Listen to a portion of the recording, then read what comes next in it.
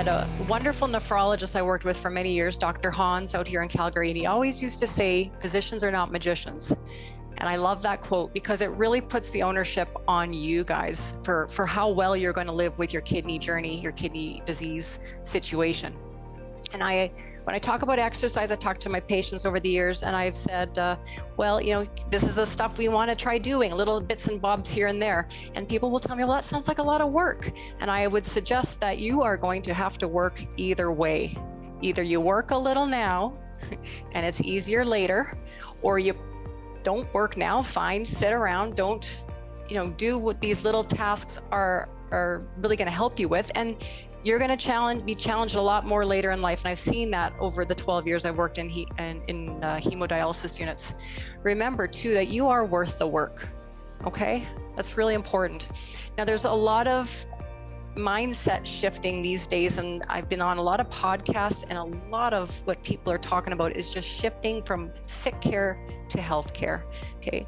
And the 5 pillars that all our anti-aging experts and functional medicine doctors and wellness experts are talking about now are get moving, get some sort of activity. Even if you don't love the word exercise, you don't like formal exercise, still physical activity, get moving. For every 30 minutes of sitting, you need to be up moving around for 5 minutes, or do some stretching, do some standing balance, anything.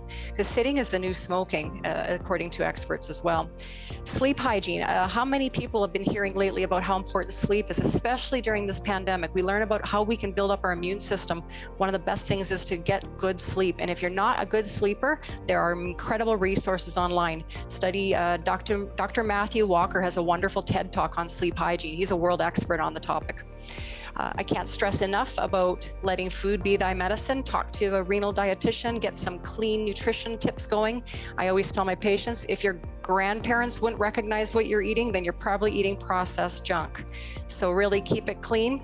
Stress management is really important. UCLA and Harvard are now dedicating research departments to meditation and what that does for the mind and the brain and the whole body for that matter.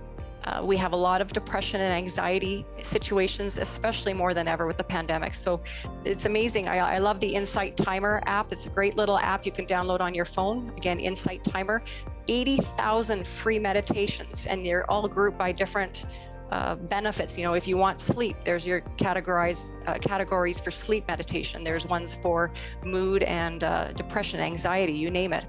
And then I won't touch on purpose too much because Lloyd has told us his amazing shift in his life purpose, and having support structures around you, good friends, good family, it's incredibly important these days. So overall, it's about quality of life. And I try to meet my patients where they're at. Not everyone loves to do big amounts of exercise. Lloyd's an exception. A lot of people, it's just those little tips and tricks that throughout the day we want to get them moving on.